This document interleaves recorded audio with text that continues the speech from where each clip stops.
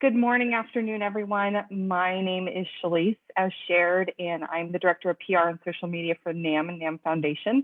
I am based in California, and so I just want to thank you all for being here today and joining us for this presentation.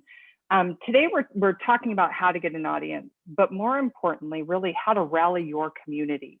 And my want and hope for today's presentation that it leaves you with some great free or low-cost ideas to use in your own towns, cities, communities to help bring more music to the world on June 21st. So I'd encourage you to please ask questions in the chat or as we pause, and we'll go through and answer questions as they come.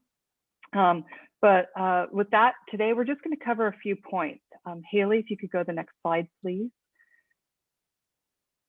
Well, first of all, when we think about how to get an audience and rallying your community, I always like to start with why. Because of course we all want a big audience and we all want people to come to music and participate. But really, thinking about it in terms of going back to basics and thinking about this as a way to not just build for this year's event, but really to build for the future. A community of passionate supporters around your project or around your event now and into the future. It's also a year where many of us have spent the majority of our times at home. We haven't had what we would consider our normal life, if you will, with events and other things to go to. So really it's just an opportunity to think creatively and also brainstorm some ideas of fresh, simple ideas to try. And really, also thinking about that in the context of how things have changed, of course. And really reaffirming too that you don't need to be a media professional. You don't need to have a huge budget to be able to do some of these things. So as part of that, we'll cover those lower free tips and tricks to consider.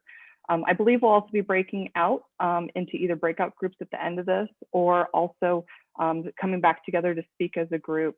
And share maybe some ideas we've tried or new ideas we'd like to integrate into our plans this year. So with that, let's go to the next slide and start with why.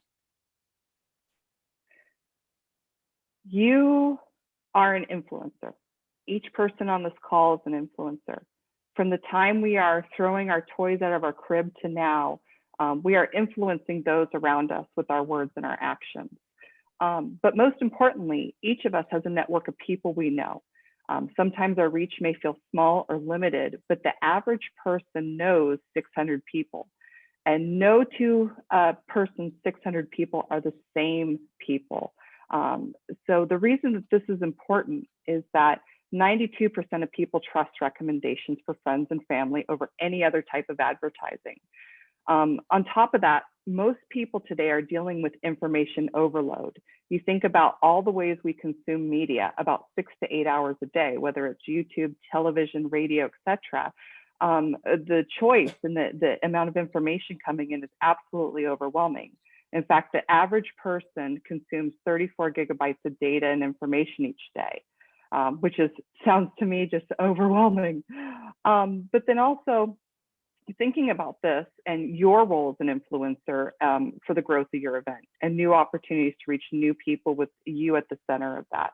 Because our ultimate goal is to really build awareness and in turn an audience, and then also create that cyclical nature of coming back each year on June 21st as a highlight point as we begin the summer. So let's talk about getting started. Haley, if you could go to the next slide, please. So when I think about getting started or sharing news of my event, I start with who I know, whoever those 600 people may be. And then I also think about who my partner, 600 people may be, who my children's 600 people may be. And I begin to think about what those could be. And I make a list. It sounds very basic, but the reality is you probably know more people than you do realize. And these are groups that are central to our lives and immediately present there. They're also groups or typically organizations or people we know as part of these groups who may have extended reach into them, sort of like a ripple event. and finding those individuals and groups to help with your message. So for me, thinking about Make Music Day 2 years ago, I even shared the news with my children's rugby club, for example, as well as my another group I belong to, which is a gardening society. So really thinking about those groups, and then also recognizing that there are people within your immediate circle, whether that's your partner or your nan or someone else, who has a completely different set of groups, and looking to that as a potential way to help you spread the message. So really just start with who you know, who is in your center of influence. Haley, could you go to the next slide, please? Thank you. And then I also say, who would you like to know? There's different businesses in our communities. There's universities and colleges.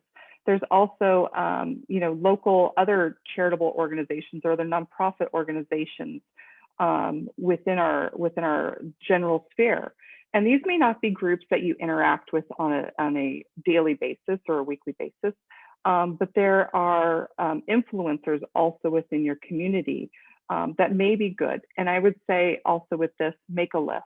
Who could help you spread the word to build an audience for Make Music Day?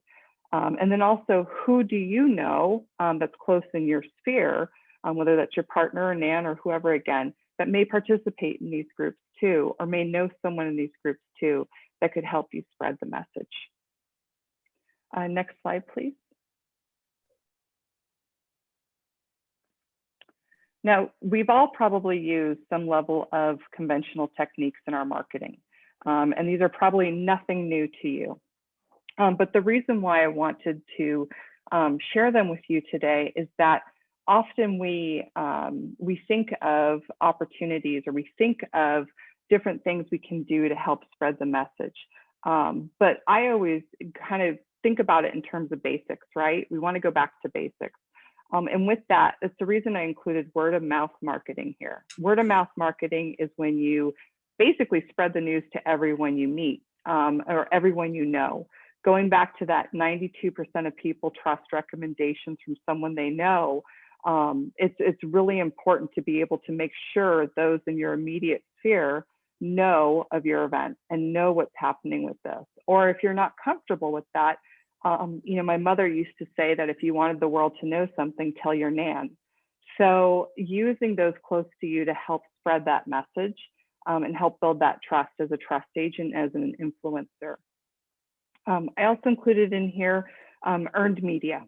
I want to reaffirm that earned media and gaining coverage for your event, either a write-up about your event or a calendar listing or something similar. It does not have to be hard. You can go to any community newspaper website, find email addresses for those who are working and covering your town or arts projects in general, and really engage with them. And maybe it's just a quick email to let them know that that's coming, that Make Music Day is coming and what the plans are, etc. I included in here email. All too often we may just send a quick text to a friend, and there's really nothing wrong with that. But I also think about the opportunity for personal emails and invitations to participate, to be able to think about who's on your email list. Have you spoken with them in a while? And maybe it's just a quick 5 to 10 minute message down to let them know what you're doing, and to ask them, do they know people? Are there opportunities that they may participate in? I'm sorry?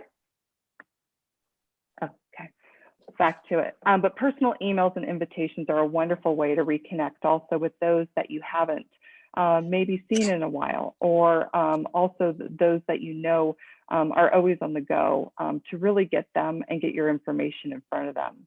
Of course, with websites and social media, Kamei does a great job of keeping everyone updated with the Make Music Day UK account, but really making sure that any website that you have, whether it is even a personal Tumblr or a similar event for your business, etc., letting people know that Make Music Day is central to your plans on June 21st.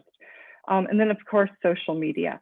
Really building that cadence and presence of what's happening with the day, perhaps even where you are with planning, and then really working to share that with friends and family across your own network. Brochures and flyers, of course, nothing new here.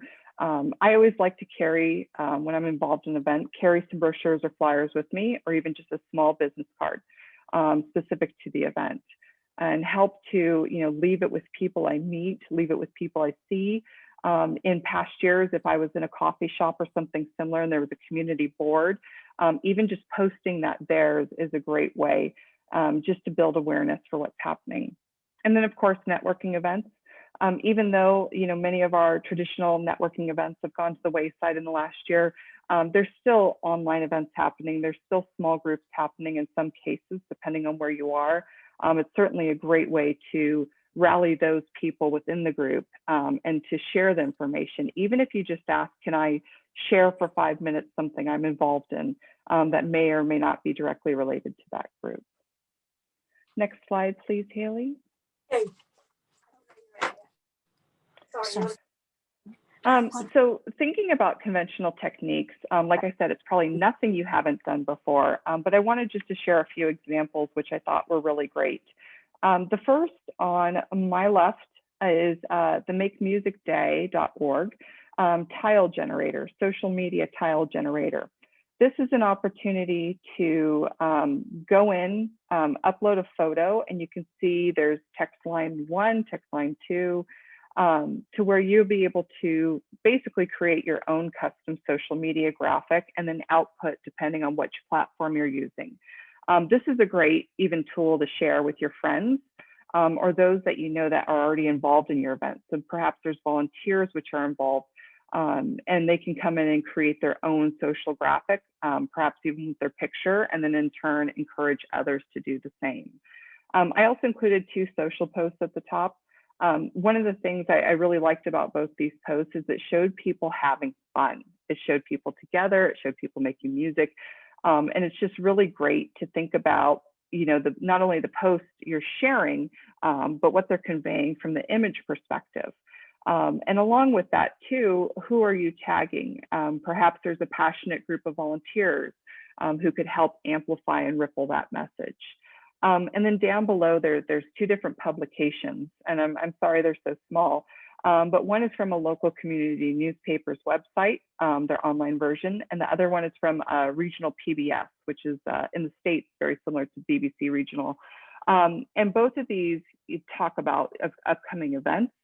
There is, like I said, nothing wrong with reaching out to your local newspaper, finding that person and just sending them a quick email to see if they'll write a quick story about it, which shouldn't cost you anything.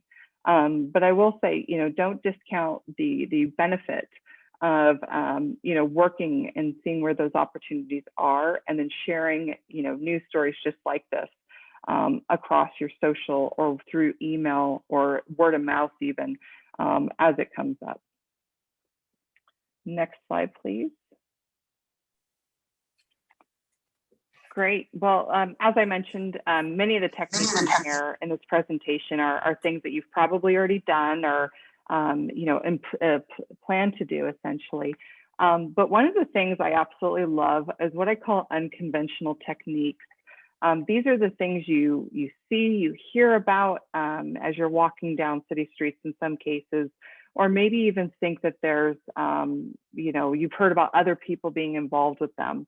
And street marketing, of course, is really just that, using public spaces to gain greater amount of awareness for your campaign. Stunt marketing, we've seen the gentleman hitting the golf balls off the Empire State Building or similar in New York. But really also that's a planned event designed to get the public's attention. Alliance and influencer marketing, we may think of this as a sales pitch or some kind of multi-marketing type campaign, or but it's really much simpler than that. It's really looking to who either in your immediate sphere or on the periphery of it could help you promote this day. And then digital resources. I call these outside of the traditional social media, but let's look at some examples of what that could be. Next slide, please, Haley. So unconventional techniques. I just threw up a few images here, and I wanted to walk through them with the group to talk about what this could be. The first on the left, we've all handed out flyers or shared information, perhaps in a public space, or we've seen others doing it. But what I really loved about this idea is that these two people are on roller skates and they're having fun, and they're very clearly in a city center, perhaps even skating around up to people to share the news. And one of the things I was thinking about in this incident, and I don't know if perhaps buskers are back out playing where you are, but that's just such a great way just to build awareness for your event. Talk about, you know, feeling welcomed and delighting in the disruption of having someone come up to you on roller skates, or perhaps having a busker there with information about the Make Music Day event. So really fun things. Just below that picture, you'll see the hashtag In This Together. I don't know about you, but where I live, our neighborhood suddenly had chalk art everywhere, or even posters outside homes, things that were really just wonderful to see in the community. I think even one neighbor did painted rocks, promoting, you know, donations, which was really fantastic. So I think about this, and then I think about even one step further. Could you do QR codes? Could you do something similar to where those that are walking around your neighborhood or your community engage in some way with the day you're planning or the event you're planning similarly? And I just think chalk art's so fun, and it's temporary, and it's something to be delighted in. Up at the top, you'll see free air guitar.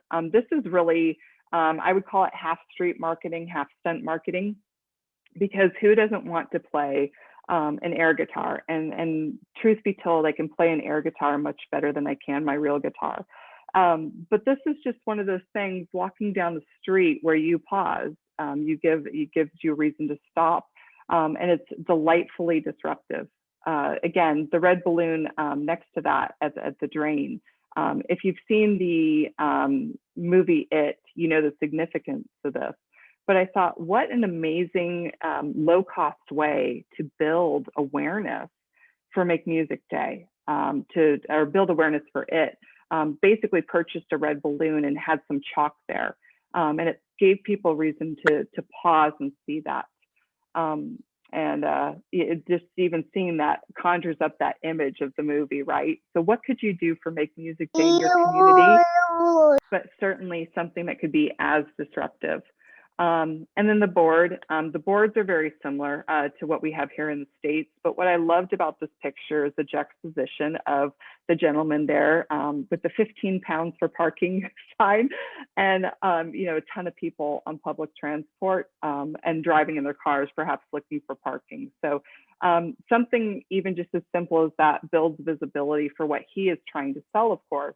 But also gives people a resource and a reason to do that, and hopefully a packed parking garage for his sake.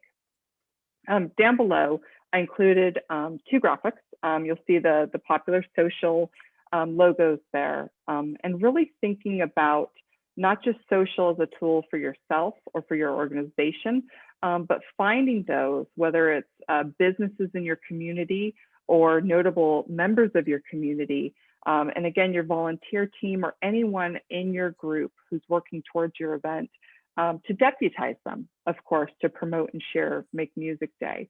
One of the things I've seen here is the fact that there's local businesses who may encourage their employees to get out and participate in Make Music Day, which is super powerful to encourage. And I call that more of the alliance marketing.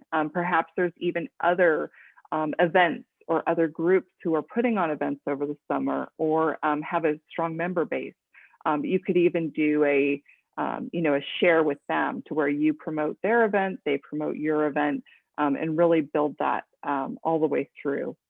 And then there's things we don't think of maybe as social media. I included Discord here, which allows you to set up a private server for a group of people you can manage, and that's a great way to keep the conversation going year round. Reddit, of course, Reddit has a board for just about everything. Perhaps there's a, Make Music Day Kent board where you can talk to people about your event and encourage other people to participate. And then, of course, our favorite, WhatsApp. I included WhatsApp here as a non-traditional group purely for the fact that WhatsApp groups are a great way to reach people. I always laugh that if I get one of those messages where it's like, send to 5 friends now before you have bad luck, I may not do that. But if I got a message that said, send to 5 friends now so your next gig goes great, or you get that riff you've been working on. I'm thinking about how you could make that a musical message if you're already using WhatsApp to encourage people. And maybe it's just, if you care about music and you want to bring more music to the world, join us on June 21st.